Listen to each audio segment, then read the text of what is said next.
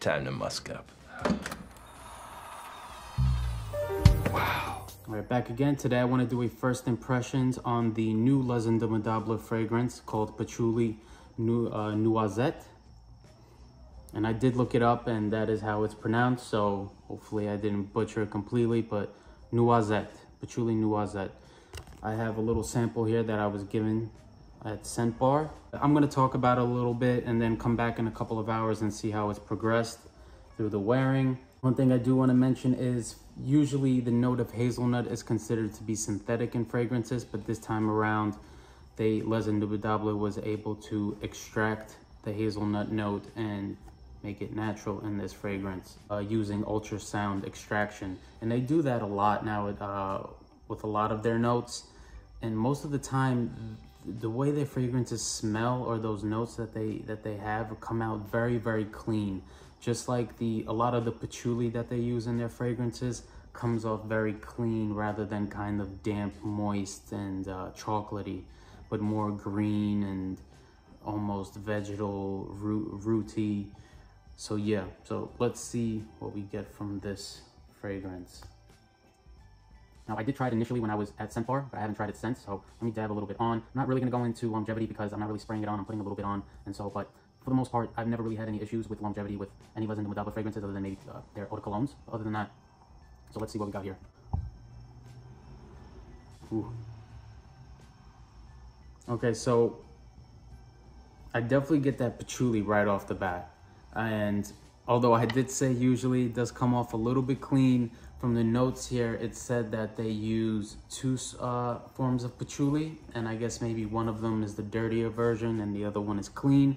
But here we have this almost moist, damp, chocolatey patchouli here, very soily, bone dry, this fragrance.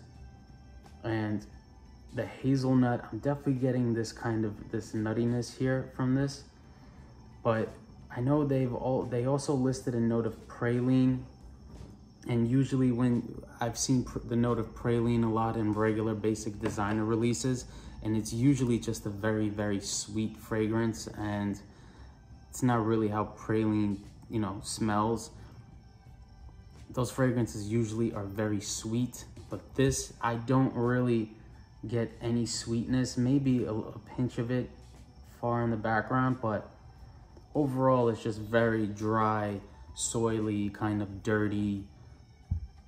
I guess you could say a little vegetal, green, woody, leathery, even I would say smoky as well. So yeah, so right off the bat, that's the biggest thing I'm getting is the patchouli. From the notes, obviously, like I said, it's not very complex. They only give you, they don't really give you a lot here. And so one thing I do want to mention that I do pick up on is a note of amberwoods. I'm picking up on a lot of this kind of Band-Aid 3M smoky woods, kind of amberwoods, almost in the same realm of something like Gucci Guilty Absolute. I'm getting that effect here. I would say this is probably one of, oh no, I don't want to say it's my least favorite Les Indemodables, because I've definitely, I had a hard time with the Fougère Emerald.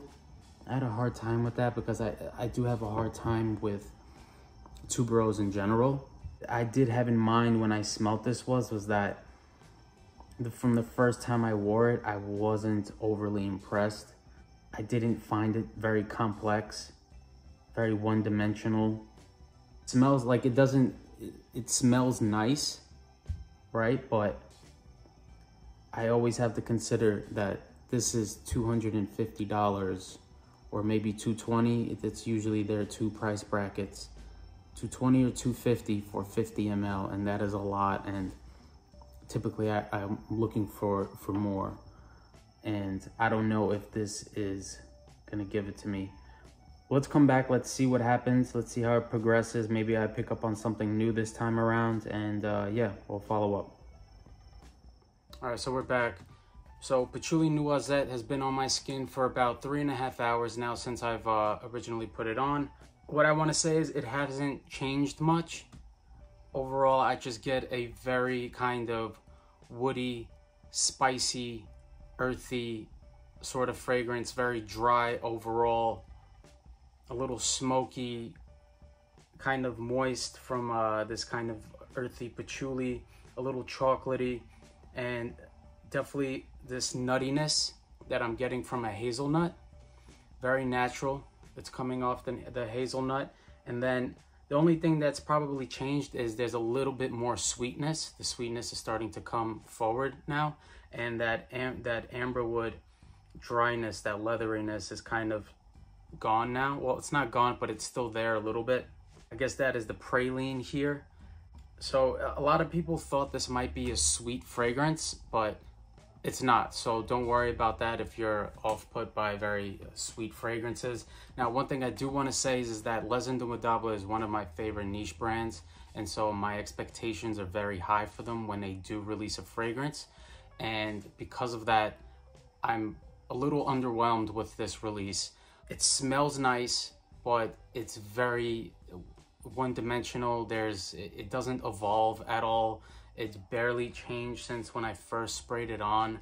Personally, for me, at the price that they're charging for a 50 ml, I need a little bit more.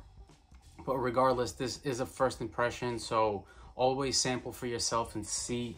This is kind of weird to say, but I'm kind of happy that so many brands have kind of fallen off and not given us good releases, because they're making it very, very easy for me not to spend money on their fragrances.